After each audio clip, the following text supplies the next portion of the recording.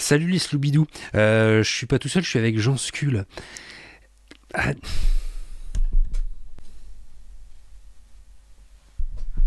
Voilà, alors j'imagine que j'ai dû être extrêmement sage l'année dernière parce que le Père Noël, sous les traits de Monsieur Liger, m'a offert une guitare. Voilà, une guitare achetée sur le Bon Coin, arrivée dans un piteux état, on l'a retapée toute la matinée. Enfin, Gaël l'a retapée tout ce matin et j'en ai profité pour faire de belles images. Donc là, on est sur un format complètement différent de ce qu'on fait d'habitude, mais on espère que ça va vous plaire. Je vais sur... Je ne suis pas Romain Morlot. Voilà, je ne suis pas Gaël Liger. Et on n'est pas sur Palf, donc du coup on va faire des trucs intéressants aujourd'hui. Qu'est-ce qu'on fait mon bon Romain? Mais oui, qu'est-ce qu'on fait aujourd'hui? Le Père Noël, lui, m'a ramené une guitare pour Noël, alors, c'est merveilleux. Merci d'ailleurs, je te... Écoute, avec volontiers. Voilà, une somptueuse Telecaster Fender. Telecaster Fender. Quoi? Donc déjà les mecs 2 secondes et ils se trompent sur le modèle quoi. Stratocaster, mais non mais c'est parce que je suis dans la... Alors je t'ai offert ce qu'on appelle l'équivalent d'un slip sale. C'est-à-dire que c'est gentil, ça peut servir, mais ça arrive quand même dans un état où on n'a pas trop envie de le toucher avec les doigts quoi. Pour le coup, ouais, on est bien dans la crasse là. Ouais. Qu'est-ce qu'on va faire? Qu'est-ce qu'on va faire? Bah du coup déjà on va désinfecter. On va la désinfecter, ouais. On va faire en sorte qu'elle redevienne un petit peu jouable. C'est une grappe qui a vécu.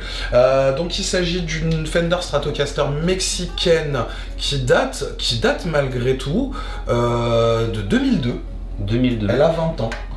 Hein? J'avais regardé, tu sais, quand tu me Ouais, j'ai regardé le numéro de série, bah oui, et j'ai vu que c'était Hein? une Telecaster 2002. Pour une fois qu'un youtubeur peut se taper un truc de 20 ans sans finir en prison, on va pas se permettre. On va pas bouler le plaisir. Envoyer des news.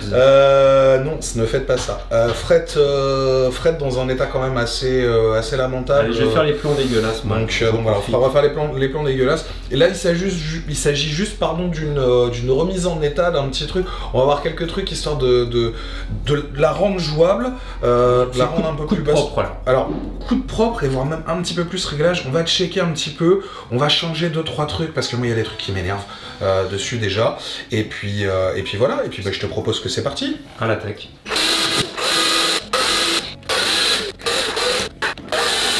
Alors c'est quand même bien dégueulasse, hein, faut dire ce qui est. Il est quand même sur un état de crasse assez conséquent. Putain, le mec il avait poncé. Il ponçait un truc, Stratocaster, machin, made in Mexico certainement, parce qu'il assumait pas que c'était une Mex. Peut-être qu'elle est venue de manière illégale, on ne sait pas. Notre petit...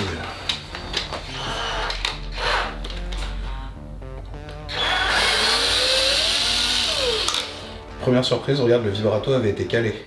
Donc là, ce qui veut dire que, bah, globalement, plaqué sur la table, alors, en gros, c'est un chevalet fixe. T'as beau essayer de tirer, j'ai essayé ça ne marche pas. Ça ne marchait pas. T'avais essayé déjà? J'ai mis le petit coup de, petit coup de latte en jouant. Quoi. Alors déjà, on y voit un petit peu plus clair. Ça fait des plans sexy et tout. Surtout qu'elle est quand même vraiment dans son jus. Moi, je la trouve sexy, mais ça... Ça je crois que ce qui me gêne le plus, le manche est crado, bon c'est pas méchant. Le bouton, le potard de volume. Ah non mais ça c'est dégueulasse. Le bouton ça c'est pour ça. C'est nettoyable ou quoi? C'est un petit coup de savonneuse ça? C'est quoi? Ouais, ça va être un petit coup de poubelle surtout. J'entends déjà les gens hurler « Faut pas faire ça la visseuse! C'est pas bien pour le bras et tout !» Et moi répondre « Je m'en fous de ton avis !» Tac, donc c'est bien une vraie mexicaine de ces années-là, puisqu'elle a pas de tampon avec la date, le jour et limite l'heure de création. Donc déjà on sait, comme on dit, le savoir c'est le pouvoir. Alors je vais faire un truc un peu sale, ne vous inquiétez pas, la pince coupante, hop, ça va pas abîmer les ressorts du vibrato. Ce que je voudrais en fait, c'est pouvoir proprement... Ah oui! Je fais le perçage en biais à la mexicaine. C'est un perçage à la mexicaine. Americano. Voyons voir. Je m'attends un peu au pire, je t'avoue. Ça va. Ça va. Ça va. Regarde comme c'est propre à l'intérieur. Regarde, c'est limite plus propre que les façons de faire actuelles. Je suis agréablement surpris. Agréablement surpris. Regarde, même le câblage est plutôt pas mal. Donc c'est du micro, c'est les micros mexicains d'origine, ça c'est sûr, il n'y a pas de souci. on les reconnaît, tu vois, ils foutaient, tu vois les barres d'aimant qui sont là. Ils sont là pour ajouter du niveau de sortie en fait, pour donner plus de punch au poêle monté. Donc voilà, t'as du potard de 250K. Sélecteur qui est crade mais qui est encore bien pour le coup. Donc là tu vois, on voit le type de défonce. Donc on a un truc modulaire, c'est-à-dire que potentiellement on a la place de loger un double. Par contre on n'aura pas la place de loger un double en manche. Donc il faudra que ça soit un simple, soit un double format simple. Mais voilà, et on voit quand même la différence de finition entre les deux. Enfin, tu vois, là où c'est marqué, etc. etc. C'est assez cool, je trouve, de voir cet effet-là. Bon, c'est sale, parce que c'est sale. Ouais. Mais sinon, c'est propre. Mais c'est propre, ouais. Non, c'est bien, c'est une belle fabrication. Enfin, on a vu le bout d'aulne à l'intérieur. Bon voilà, le relique est d'un goût douteux, mais on lui fera certainement plein d'autres saloperies. Donc, il risque de prendre plein sa face. Là, tu vois, je suis en train de vérifier. Tes pontets sont pas du tout grippés. C'est crade, mais ça va. Donc, on va lui faire quand même un petit traitement d'appoint avec le copain WD-40. Le corps, l'électronique, ça va aller relativement vite. Tu vas avoir le montage et le réglage qui va être peut-être un petit peu plus long. Je crois que la grosse partie, ça va être le manche parce que c'est franchement dégueulasse. Je pense que c'est une tentative de reliquage plus sale qui n'a pas forcément abouti à le reliquaquage. Le reliquaquage. Les mécaniques, enfin, vu que c'est de la bain d'huile et qu'elle est enfermée, enfin, à part un bon dépoussiérage autour, il n'y a pas grand chose de plus à faire.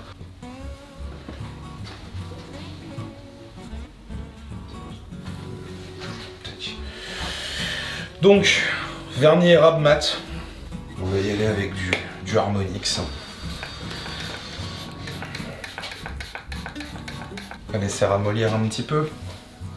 Pendant ce temps, à Veracruz. La Verastache.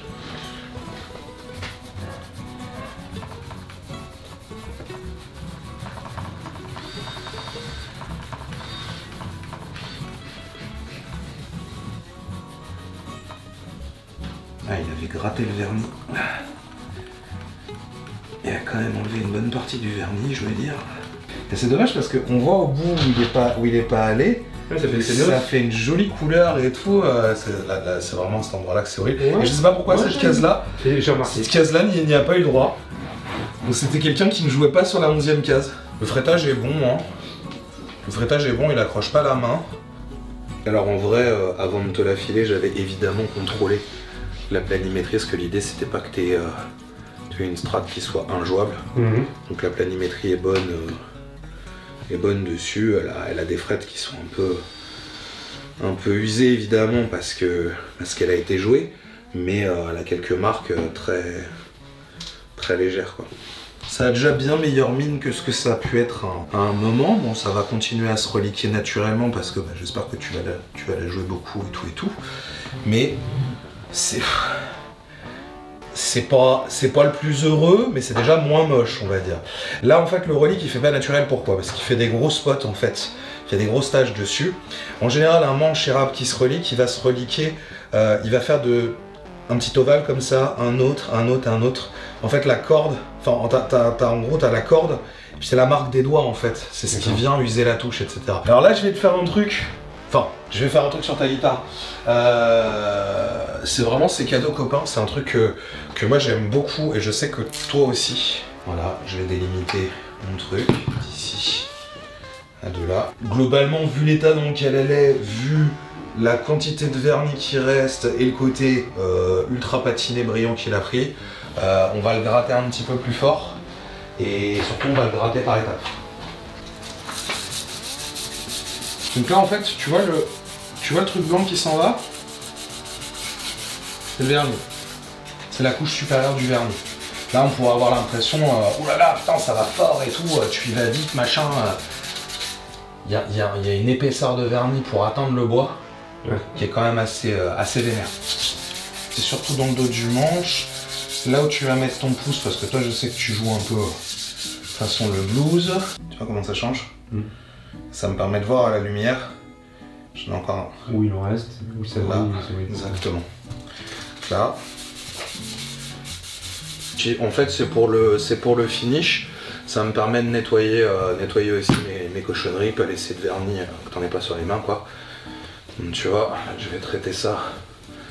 La laine d'acier. Alors, faut arrêter d'appeler ça de la paille de fer ou des trucs comme ça. C'est de la laine d'acier. Le plus de confort de jeu possible, en fait. Parce que l'idée, c'est que c'est que ça devienne un chausson, en fait, ce strat. Tu sais, c'est pas genre là, c'est pas le truc que tu mets pour sortir. Par contre, c'est le truc un peu sale, mais t'es bien. Ouais, mais t'es content, quoi. Tu sais, quand tu rentres à la maison, tu l'enfiles et voilà, quoi. Je sais que cette blague va être interprétée par. Oui, il y a des gens qui avaient des blagues comme ça sur les Charentaises. On fait des bisous aux Charentais. Avec mon petit abrasif, ma petite gomme abrasive, je vais venir finir le travail, bien adoucir le tout.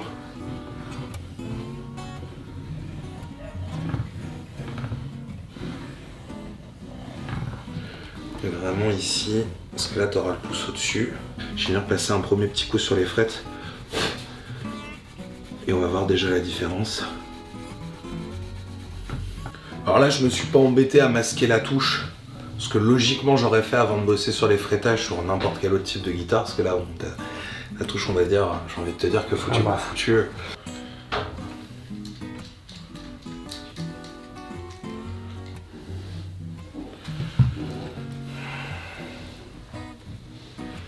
On va mettre d'enlever la poussière et tout. Comme ça, j'ai pu faire mon petit clean aussi ici. Tu vois, que tout soit propre. L'idée en fait sur un truc comme ça, je pense, c'est de travailler par étapes. C'est-à-dire, on s'occupe pas de 12 000 trucs en même temps. Tu vois, on fait un truc, là d'abord on a fait un démontage, on a séparé les éléments. Là je m'occupe d'abord du manche, parce que voilà, pour moi c'est le truc le plus chiant à faire, sur lequel il y a le plus de travail, sur une guitare, en tout cas dans cet état-là. Donc une fois que c'est fait, le reste c'est un peu plus vacances entre guillemets. Je me sers de mes petits outils Vera Outillage.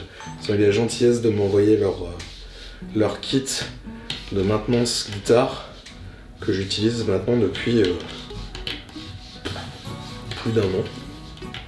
Et franchement, nous en avons vu des vertes et des pas mûres et ça ne bouge absolument pas. Et donc là du coup, avec leur système, tu vois, c'est un multi serre de manche, de tournevis, de ce que tu veux. Ça peut servir pour tes clés Allen aussi, pour pouvoir avoir suffisamment de force pour tourner un truss rod et tout. Tous les éléments en fait se démontent mais tiennent bien, tu vois, pour faire des têtes, etc. Et là mes mécaniques elles sont suffisamment serrées pour que ça soit bien, sans non plus trop forcer sur la visserie, quoi. Et tu vois en fait le kit il est super complet. Alors j'ai rajouté 2-3 trucs que j'utilise souvent, mais t'as un jeu de clés Allen pas possible, t'as tous les outils qu'il faut en fait adaptés à la guitare, quoi. C'est vachement bien. Voilà, donc ton manche est prêt.